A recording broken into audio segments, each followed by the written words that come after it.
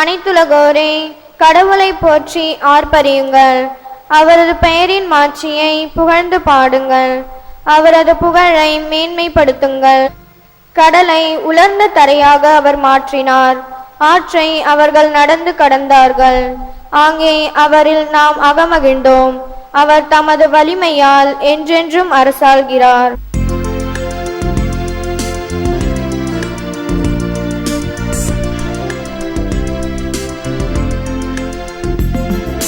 அல்லேலூயா, அல்லேலூயா, அல்லேலூயா, அல்லேலூயா, அல்லேலூயா, அல்லேலூயா, அல்லேலூயா, அல்லேலூயா. வாழ்வு தரும் உணவு நானே, என்னிடம் வருபவருக்கு பசியே இராது என்கிறார் ஆண்டவர். அல்லேலூயா, அல்லேலூயா.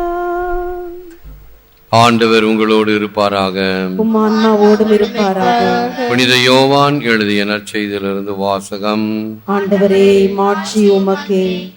அக்காலத்தில் இயேசு மக்கள் கூட்டத்தை நோக்கி, வாழ்வு தரும் உணவு நானே, என்னிடம் வருபவருக்கு பசியே இராது, என்னிடம் நம்பிக்கை கொண்டிருப்பவருக்கு என்றுமே தாகம் இராது. ஆனால் நான் உங்களுக்கு சொன்னவாறே நீங்கள் என்னை கண்டிருந்தும் நம்பவில்லை. தந்தை என்னிடம் ஒப்படைக்கும் அனைவரும் என்னிடம் வந்து சேருவர். என்னிடம் வருபவரை நான் புறம்பே தள்ளிவிட மாட்டேன். ஏனெனில் என் சொந்த விருப்பத்தை நிறைவேற்ற அல்ல, என்னை அனுப்பியவரின் விருப்பத்தை நிறைவேற்றவே நான் விண்ணகத்திலிருந்து இறங்கி வந்தேன். அவர் என்னிடம் ஒப்படைக்கும் எவரையும் நான் அழிய விடாமல் இறுதி நாளில் அனைவரையும் உயிர்த்தெழச் செய்ய வேண்டும். இதுவே என்னை அனுப்பியவரின் திருவுளம். மகனை கண்டு அவரிடம் நம்பிக்கை கொள்ளும் அனைவரும் நிலை வாழ்வு பெற வேண்டும் என்பதே என் தந்தையின் திருவுளம். நானும் இறுதி நாளில் அவர்களை உயிர்த்தெழச் செய்வேன் என்று கூறினார். கிறிஸ்துவின் நற்செய்தி. You can see me and still you do not believe. நீங்கள் என்னை கண்டிருந்தும் நம்பவில்லை.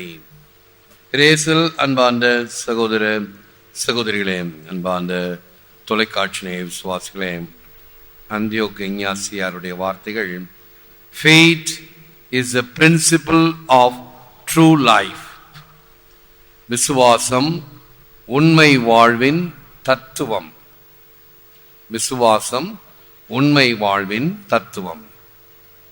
இந்த விசுவாசம் இல்லை என்றால் கிறிஸ்துவ வாழ்வு இல்லை.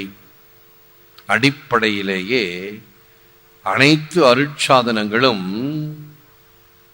இரத்தன சுருக்கமாக ஆங்கிலத்தில் மிக அருமையாக கூறப்படுவது the visible signs of invisible grace. The visible signs of invisible grace. பார்க்க முடியாத அருளை தருகின்ற அடையாளங்களாக அருட்சாதனங்கள் வழங்கப்படுகின்றன. தண்ணீரை ஊத்துனா ஞானஸ்தானம். ஏற்றுக்கொள்ள முடியுமா? விசுவாசம் இருந்தால்தான். இதோ இந்த வெள்ளை அப்பத்திலே ஆண்டவர் உயிரோடு இருக்கிறார், ஏற்றுக்கொள்ள முடியுமா? நான் என்னுடைய மறையுரையில் கூறுவேன். நெய்வேலியில் இந்த ஒரு சென்ட் பால் ஸ்கூல்லேருந்து பக்கத்தில் சென்ட் ஜோசப் தமிழ் ஸ்கூல், அங்கே தான் ஒரு பெரிய ஆடிட்டோரியம், அங்கே தான் திருப்பலி நடக்கும். அவை இந்த திவ்யநற்கருணை விழாவில் இங்கு திருப்பலி வைத்து இங்கிருந்து பவனியாக அடுத்த ஸ்கூலுக்கு எடுத்து செல்வோம். வெளியில் ரோட்டை கடந்து போகணும். அதுக்குள்ளார இந்த பஸ் எல்லாம் ஓரம் நிறுத்திடுவாங்க. மக்கள் இது மாதிரி பாடிட்டு போவாங்க, நானே வாணின்னு வந்து.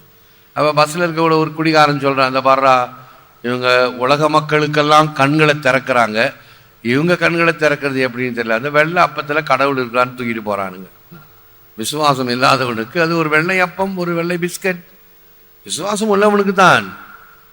அருட்சாதனங்கள் அனைத்தும் அர்த்தமாவது விசுவாசத்திலே.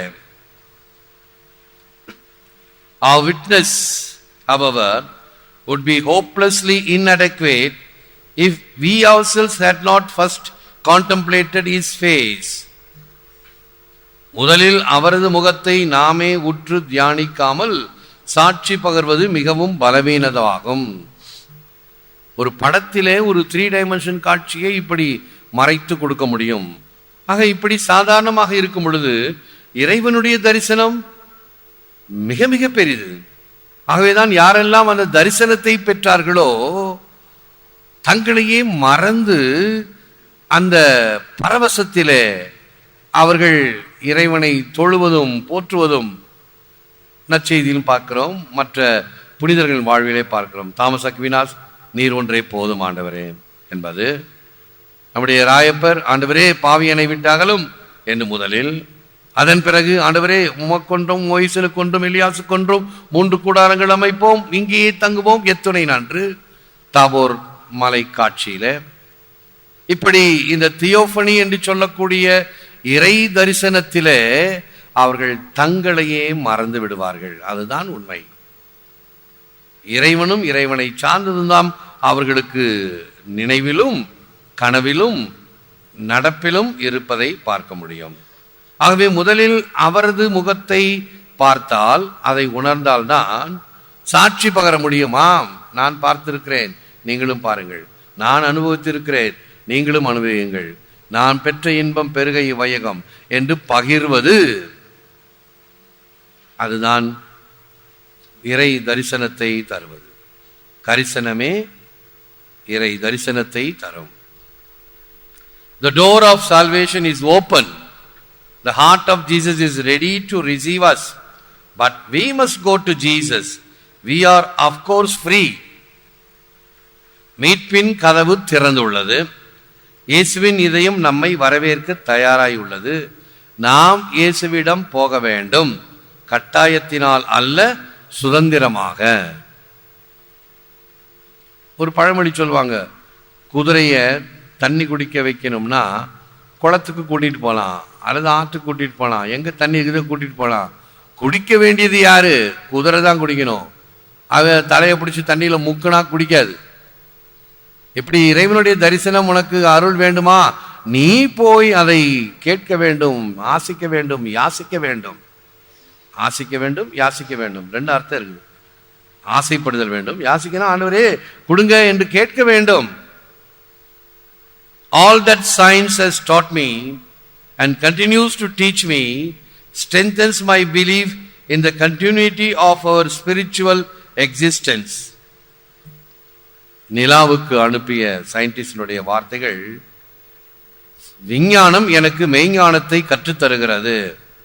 இதிலிருந்து தொடங்குகிறது என்னுடைய மெய்ஞானம். விஞ்ஞானம் இதோடு நின்று விடுகிறது. அதற்கு பிறகு காண முடியாதது, தெரியாதது எல்லாவற்றையும் கற்றுத்தருவது மெய்ஞானம், ஸ்பிரிச்சுவல் எக்ஸிஸ்டன்ஸ். இதுதான் உண்மையான ஞானிகளினுடைய அனுபவம்.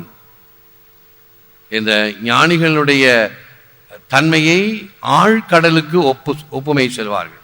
அமைதியாக இருக்கும், அடங்கி இருக்கும், ஆர்ப்பாட்டம் செய்யாது. அதுதான் உண்மையான ஆழ்ந்த விசுவாசமும் ஆழ்ந்த இறை ஞானமும் கொண்டது. விஞ்ஞானம் எதை கற்பிக்கிறதோ எனது நம்பிக்கையை இவ்வுலக வாழ்வுக்கு பிறகு தொடரும் விண் வாழ்வை உறுதிப்படுத்துகிறது.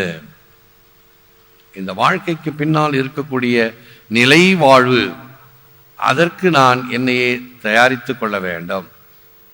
இத்தகைய பின்னணியில் செபிப்போம், முழந்தாள் இருப்போம்.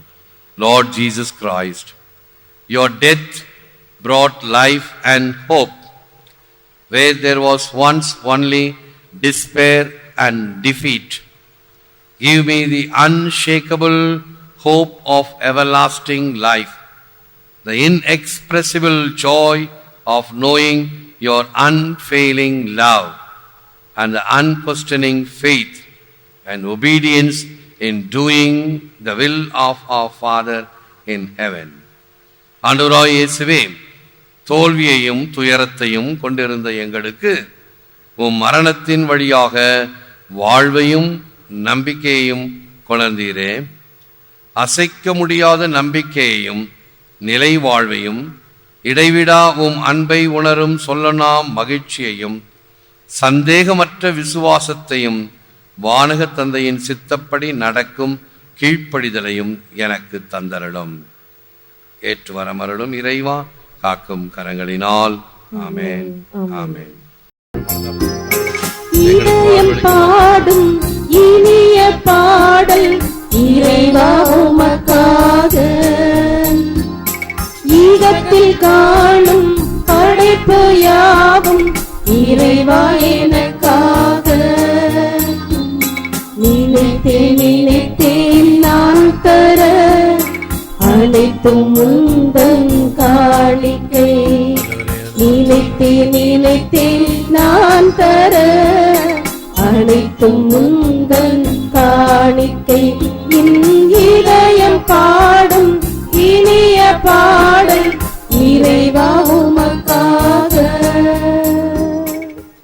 தந்தை மகன் தூய ஆவியாரின் பெயராலே ஆமென். இயேசுவே புகழ், மரியே வாழ்க. அன்பர்களே, ஒவ்வொரு வீடியோவின் கீழும் மறையுரை விளக்கங்கள் உள்ளன. படித்து பயன்பெறுங்கள். நன்றி. வணக்கம்.